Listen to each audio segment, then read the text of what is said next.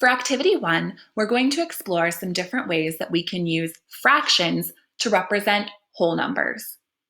In this case, we're going to look at 4 different ways that we can write the number 1 as a fraction.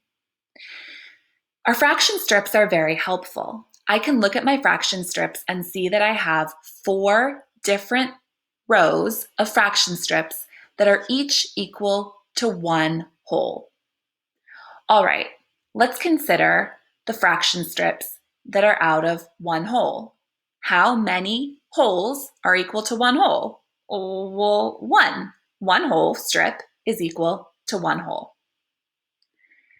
How many halves are equal to 1 whole? 1, 2 halves. 2 halves are equal to 1 whole. And that's kind of common sense too. Think about a pizza or a cookie or a sandwich. If you cut it in half, there are 2 halves that make up a whole. How many fourths are equal to 1 whole?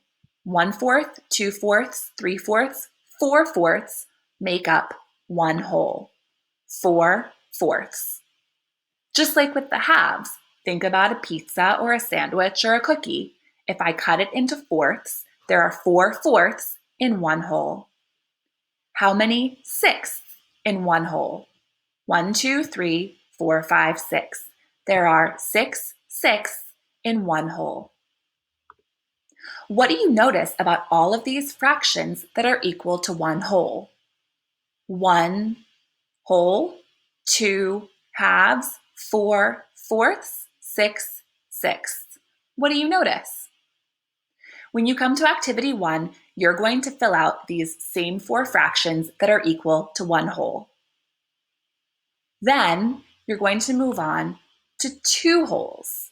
Notice that your diagram represents 2 wholes, and you'll have to ask yourself how many wholes are equal to 2, how many halves are equal to 2, how many fourths and how many sixths are equal to 2 wholes.